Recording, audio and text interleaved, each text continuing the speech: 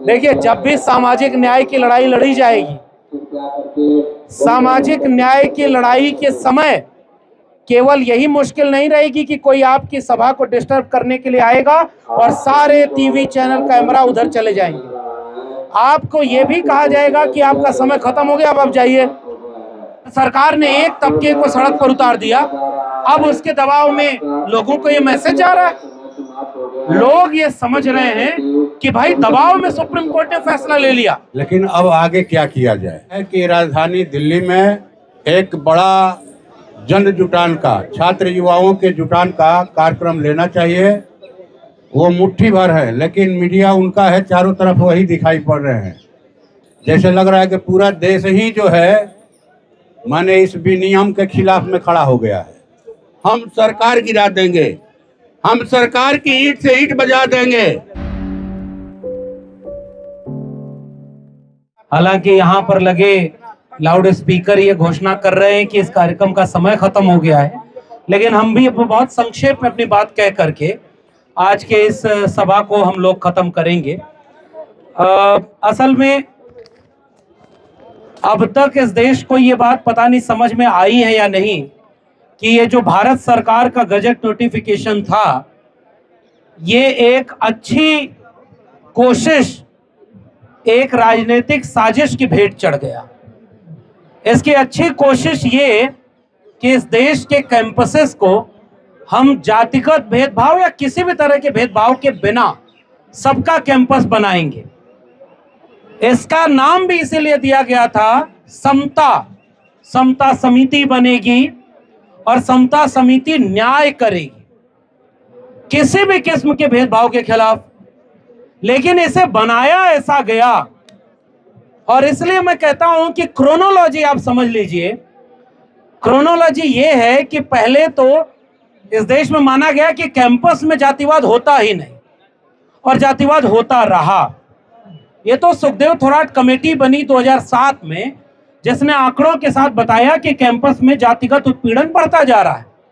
साल 2012 में यूजीसी ने एक कमेटी बनाई, वो भी इक्विटी का थी, वो भी समता समिति थी, और उस समिति के बनने के बाद साल 2016 में रोहित वेमुला की सांस्थानिक हत्या लोग कहते हैं, क्योंकि वो आत्महत्या नहीं थी।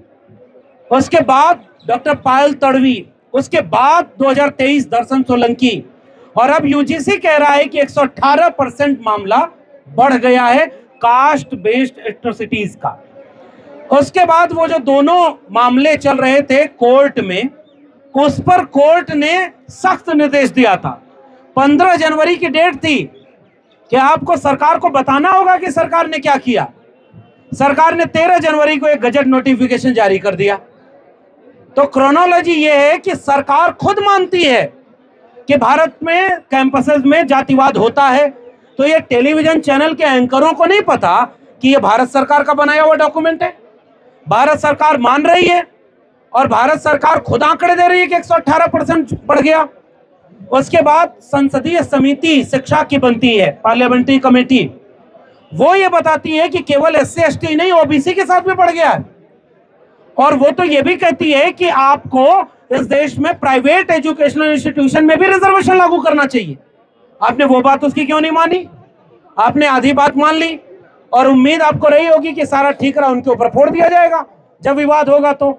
और विवाद होने के बाद कोर्ट में अचानक से ये मामला चला गया। मैं फिर से दूसरा उदाहरण दे रहा हूं क्रोनोलॉजी के साथ कि अगर ये समिति भारत सरकार ने बहुत न्याय देने के मन से बनाई होती, तो क्या पहली हियरिंग में इसको रोक दिया जाता? ये मेरा सवाल है भारत सरकार से। आपने एक सरकारी दस्तावेज इतना कमजोर बनाया कि सुप्रीम कोर्ट के जज ने कह दिया कि यह अस्पष्ट है, तो आपने बनाया क्यों अस्पष्ट? दूसरा कि उसके बाद आपने जितने ओबीसी एससी एसटी के लिए कुछ चीजें दिखाई कि समता समिति बनेगी, समता स्क्वाड बनेगा, समता दूत होंगे, कैंपस में हम मोटिवेशनल प्रोग्राम करेंगे, अवेयरनेस प्रोग्राम करेंगे, सब कुछ बहुत अच्छा लगा देखने में। लेकिन भेदभाव और जातिगत भेदभाव, इन दोनों को कैसे क्लब कर दिया, ये बात भी समझ में नहीं आई।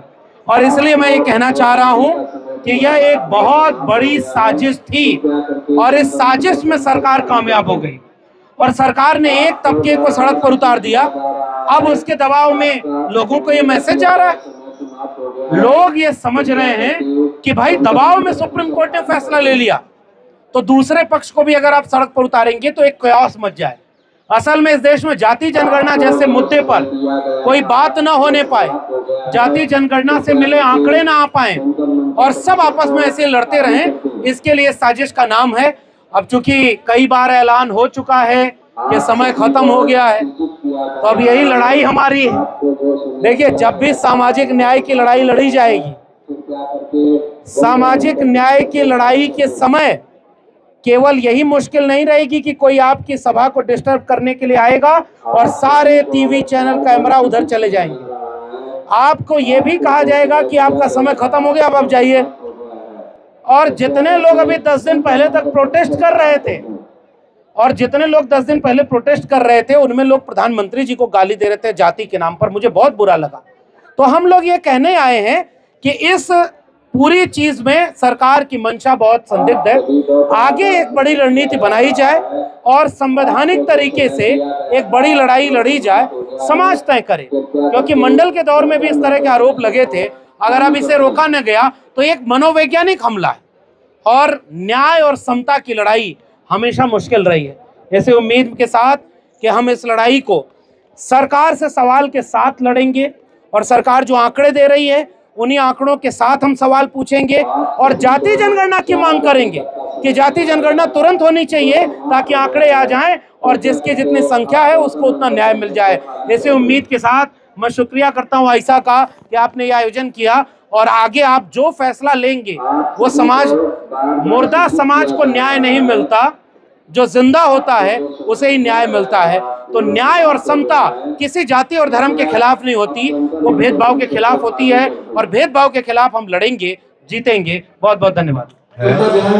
कि विचार करने की जरूरत है कि आगे किया जाए, आगे क्या किया जाए,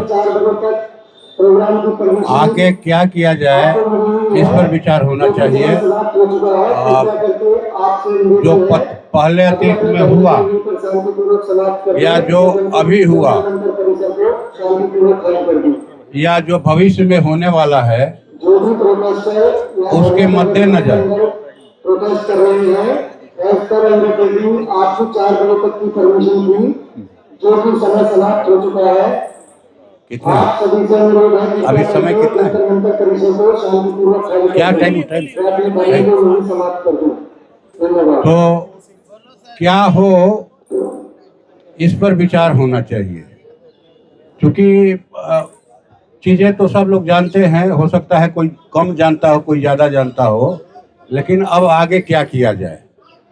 तो मुझे लगता है कि राजधानी दिल्ली में एक बड़ा जन जुटान का, छात्र युवाओं के जुटान का कार्यक्रम लेना चाहिए अपने इस आंदोलन के समर्थन में। वो मुट्ठी भर है, लेकिन मीडिया उनका है, चारों तरफ वही दिखाई पड़ रहे हैं। जैसे लग रहा है कि पूरा देश ही जो है माने इस विनियम के खिलाफ में खड़ा हो गया है। लग रहा है कि जैसे किसी ने स्वर्ग पर हमला कर दिया है, उनके स्वर्ग को कब्जाने के लिए किसी ने हमला किया, ऐसी बात नहीं है। लेकिन ये चीज भी उनको बर्दाश्त नहीं है, एक छोटा सा सुधार भी उनको बर्दाश्त नहीं है। तो बड़े सुधारों के लिए या जो वास्तव में मेहनत करने वाले लोग हैं, उनका राज बनाने के लिए जो उनका श्रम है, उस श्रम का जो परिणाम है, जो फल है, उस पर अपना हक स्थापित करने के लिए बड़ी लड़ाई की जरूरत है। एक समय था जब हम लोगों को पढ़ने का अधिकार नहीं था, पढ़ने नहीं दिया जाता था।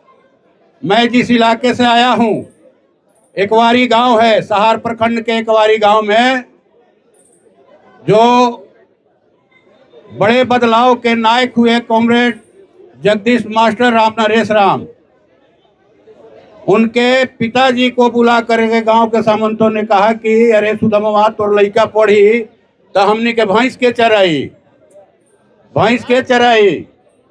मैं भी पढ़ लिख कर आप लोगों की तरह बनना चाहता था, लेकिन मेरी एक मिठाई की दुकान है, चाय नाश्ते की। दरोगा से पैसा मांगा चाय का, मिठाई का, और झूठा केस में फंसा करके गांव के सामंतों ने जेल भिजवा दिया कि गिलास प्लेट खंगारे वाला डॉक्टर इंजीनियर बनी। तो यहाँ तक तो हम लोग पहुँचे हैं, हमारी जीत हो रही है। उच्च शिक्षा की बात तो दूर है, गांव में भी पढ़ने का अधिकार नहीं था, वहाँ तक पहुँचे हैं। लेकिन ये नहीं चाहते कि हम देश की सत्ता में काबिज हों।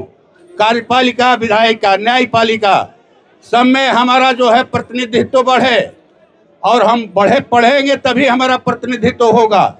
हम अपने पुरखों के तरह जो है सब कुछ सहेंगे नहीं, बल्कि हम लड़ करके हासिल करेंगे।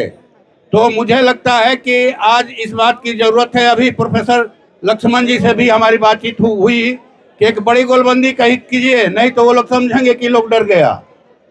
ये लोग डर गया, डर करके घर में छुप गया, और मुट्ठी भर लोग जो सड़कों पर दिखाई पड़ रहे हैं वही चारों तरफ दिखाई पड़ेंगे।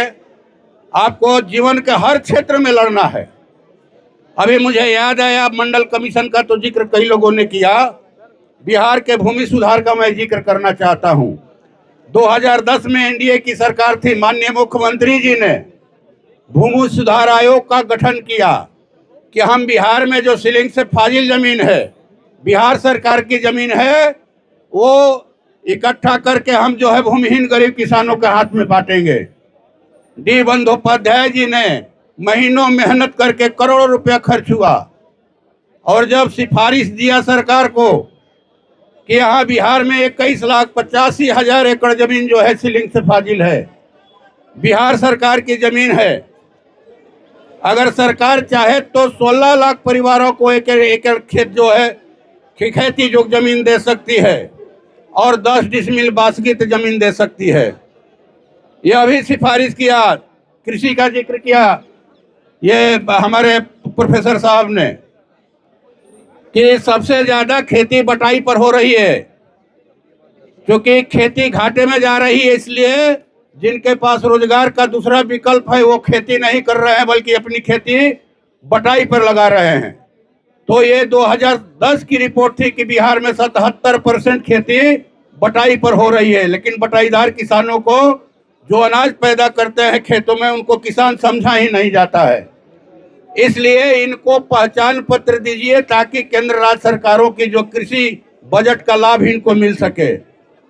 ये सिफारिश मंडल ये कहे कि ये जमीन से संबंधित ये सिफारिश उन्होंने दिया मुख्यमंत्री नीतीश जी को, और जैसे ही ये अखबारों में ये बात छन करके आई, बिहार के तमाम पार्टियों के जो सामंती मन मिजाज के विधायक हैं, सांसद हैं, सब लोगों ने पटना के गांधी मैदान में एक बड़ा किसान महापंचायत लगाया 20 अगस्त 2010 को, और कहा कि जिस दिन बिहार विधानसभा के सभा पटल पर इसको बहस के लिए लाया जाएगा, हम सरकार गिरा देंगे, हम सरकार की ईंट से ईंट बजा देंगे। अभी केंद्र सरकार में एक मंत्री हैं माननीय गिरिराज सिंह जी, उन्होंने वो पशुपालन मंत्री थे, उन्होंने कहा कि जिस दिन ये सदन के अंदर रखा जाएगा बहस के लिए, हम विधानसभा के सामने जहर खा करके आत्महत्या कर लेंगे। तो सोच लीजिए कितना लड़ना है, कितनी लंबी लड़ाई है, और ऐसा होगा। और ना जाने कितने रोहित वेमुला जो हैं वो शहीद होंगे, हो सकता है, ऐसा संभव है। लेकिन हमें बड़ी लड़ाई की तैयारी करनी चाहिए और बड़ा एक जन जुटान करना चाहिए। छात्र युवाओं को देश भर से दिल्ली के अंदर जुटाना चाहिए।